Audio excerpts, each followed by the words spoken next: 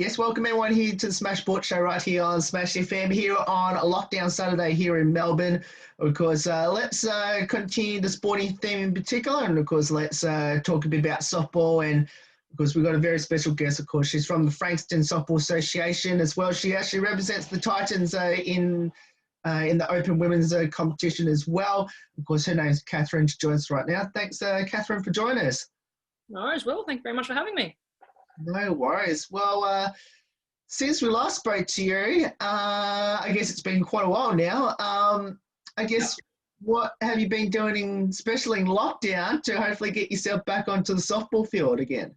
Yeah, absolutely. So lucky enough, I work at a gym, and so we've been able to do outdoor training through most of lockdown. Sort of in the last 6 weeks I haven't been working, so I've been trying to get outside for a bit of a run. I was allowed to take some equipment home from the gym, so I've sort of still been active in those ways. And yeah, unfortunately, haven't really been able to do a lot of softball drills, but starting that sort of up to date with a couple of friends, so hopefully it goes all well from here. Now, the question I'm going to ask you is, are you optimistic that you're going to be back on the field in the summer? Hopefully. I've spoken with a few people who are sort of up in sort of committees, stuff like that. And the plan is possibly January at this stage. If everything goes good and well and happens very quickly, then hopefully sort of before Christmas break, we'll sort of commence. But at the moment it's looking more like January, where we sort of kick off the actual competitions and stuff like that. Training wise, I think it's going to be sort of around, maybe October, November, hopefully. Now, I know Nationals has been pushed back. Normally It's at the start of the year, but obviously they're being pushed back to March, April. I guess how important is that to at least have a bit more time to prepare for Nationals if it remains to go ahead? Yeah, I think it's going to be difficult, not difficult, but hard, because a lot of the states already are sort of getting teams together and they're out training, stuff like that. So for us, it's going to be really trying to get a good group of girls together. They're going to sort of bounce each other pretty quickly and get a sort of a nice connection. And sort of once you get that, then you're straight into the drills training and trying to go pretty hard from there. And hopefully we get enough training in before we go away. That's going to be the sort of the real issue, and when we can all get together. But should be okay.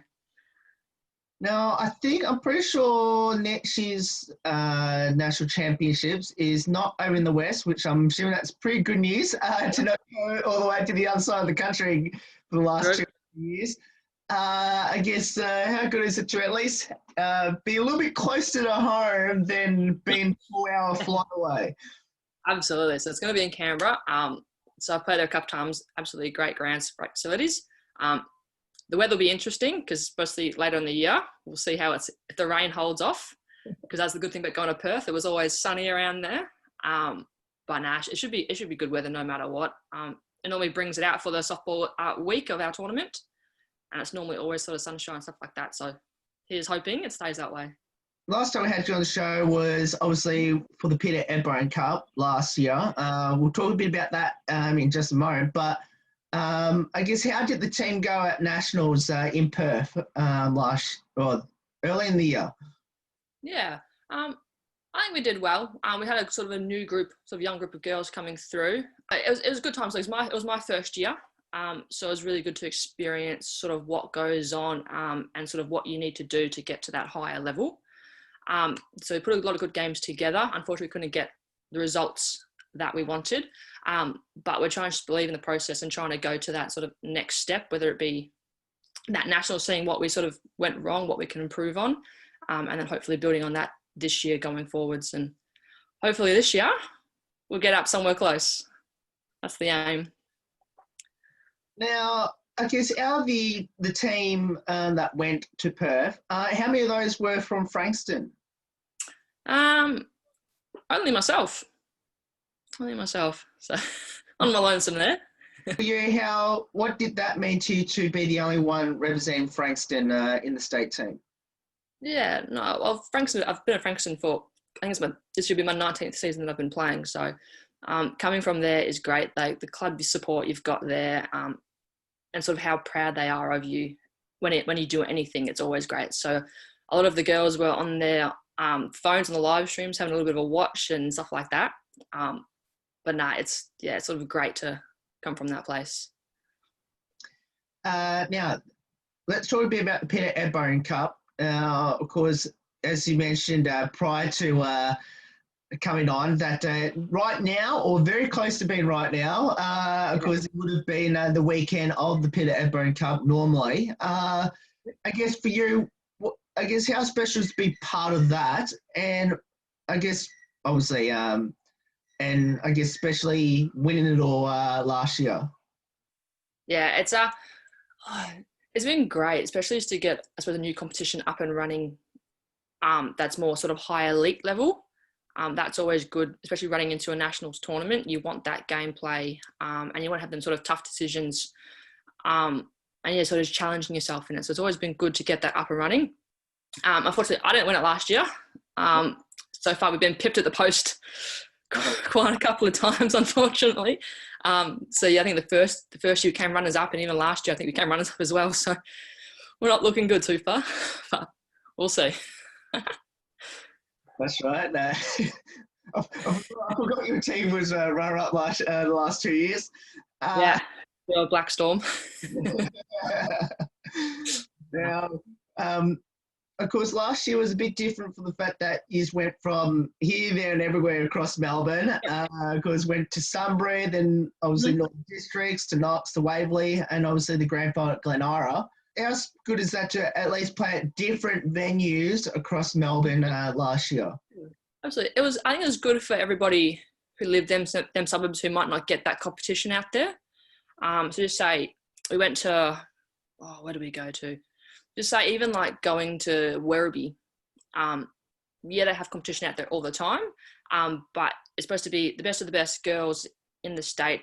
So the parents can bring out their kids who might be looking at some of the athletes and going, I want to be them, sort of like a role model. And they can go out and watch them and sort of get a bit of a feel for everything, which I think is a good thing. Same for anywhere else around the grounds. So Glenara, once again, you might not get a lot of good competition there. So everyone can come down and sort of just get together, I suppose, and just watch some good softball being played, which is the main thing. Your venue, they're at Frankston, they're at Robinson Park in Frankston South. Of course, one of the best venues I've been to. It's, I guess, the unique thing about the venue is obviously you get the howling sea breeze as well as, of course, it's tucked away in, it feels like it's tucked away in the middle of nowhere. Of course, it is one of the most modernised venues as well. I guess for you, how special is to play on that softball field?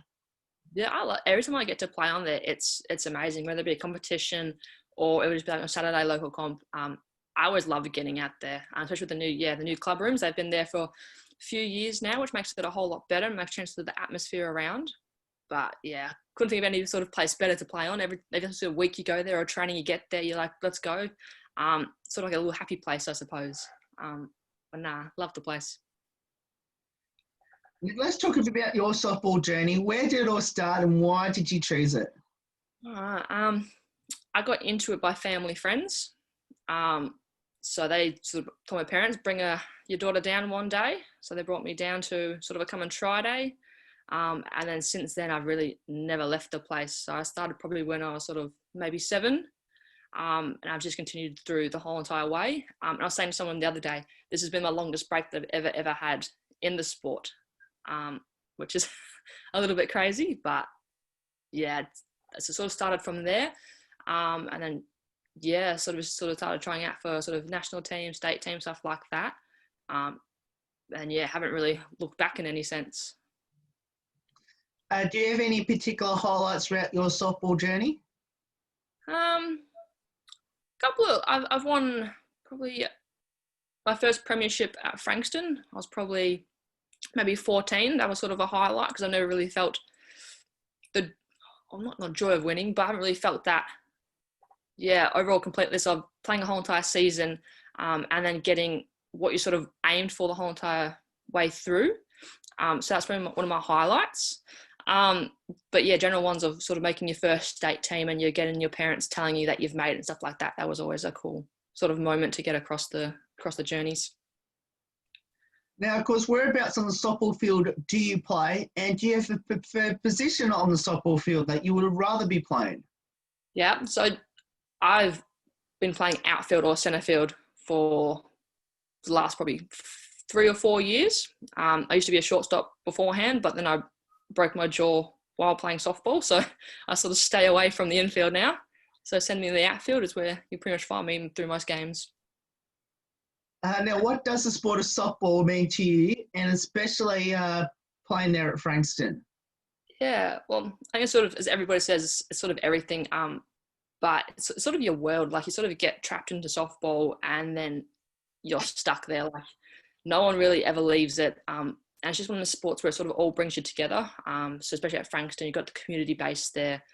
So I've known pretty much all of the people there since I was, like I said, 7 years old. So they've seen me grow, which is always the nicest thing about it. It's sort of like a little family, I suppose.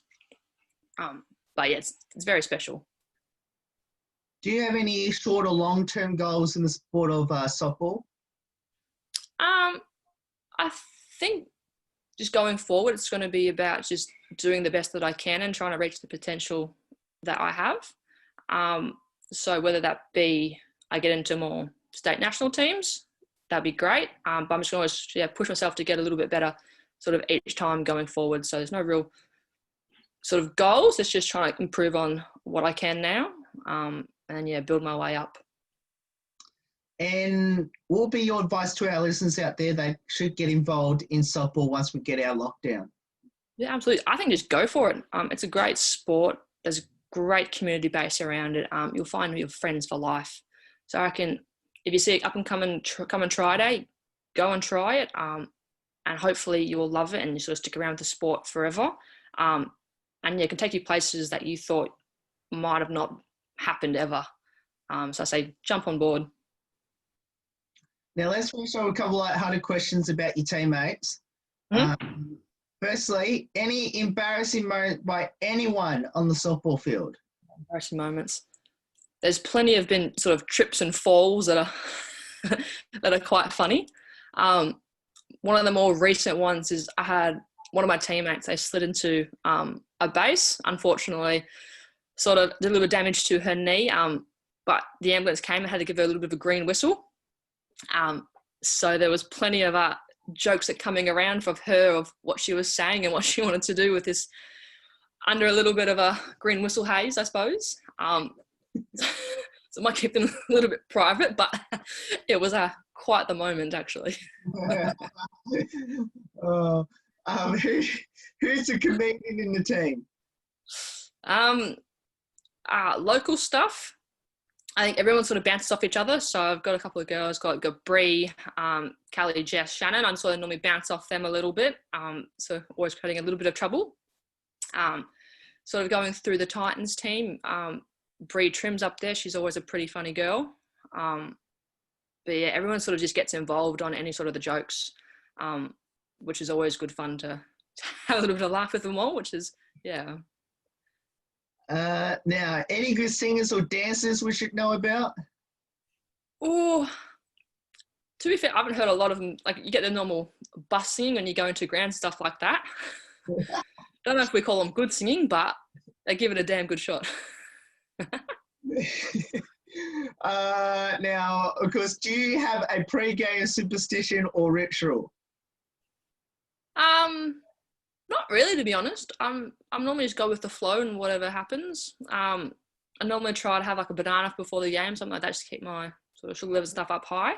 Otherwise, not really. It's just sort of try and stay relaxed through the mornings or afternoons when you're playing. And yeah, have a bit of a joke around rather than sort of the serious side of things. But yeah, no real superstitions, I suppose. Now, does the team have a pump-up song before going to hype itself up? Ooh. Once again, depending on which teams you play for, you might go for like the golden oldies. So a few of them might pull out some stuff from sort of the 80s, 90s and have a bit of a boogie to it. Otherwise, it's really sort of anything that's going on right now that's sort of maybe the favourite. Sort of going to the last Nationals, a lot of TikToks were bloody sort of the in thing. So everyone was dancing around to them songs a little bit. So you'd sort of hear them wherever you would go, which is a little bit different. But yeah, sort of anything sort of recent or sort of back in our heydays as well, they were always some of the hits. Now, you just mentioned you're about to answer my next question. Talking about TikTok, who was on it the most at Nationals? Who was on it the most? To be fair, I think a lot of, from what I was aware of, a lot of the Victorian girls weren't on it. I think it was more sort of New South Wales was very heavily involved in TikToks in Queensland's. We did a few, but it wasn't a great deal of them. Now, of course, we'll finish up with this one last one. Now, you did mention about you do own a gym or manage a gym. You might as well give it a shout out, and of course, for people that should maybe get involved down there. Yeah, absolutely. So it's a little bit out of the way, but it's down in Balnarring, so called Balnarring Gym. Very small gym, lovely little community down there, probably 500 members. And yeah, you can pretty much get in any equipment you want any time of the day. And I've been there for like 3 years coming up very shortly, probably next month. And yeah, absolutely love the place. It's sort of like a second home. I spent so much time down there, but no, it's a very good place to be. Well, Katherine, thank you so much for getting up your time to join us. It's awesome having you on the show. Hopefully, when we next do an interview with you, hopefully is in person out there in the softball field, and hopefully we can all get back on the field in the next 3 months or so. Yeah, absolutely. Looking forward to it. No worries. And that's Katherine there, of course, joining us from the Frankston Softball Association, as well as, of course, representing the Victorian Titans in the Open Women's competition. There's more of the Smash Sports Show right after this. Don't go away here on Lockdown Saturday.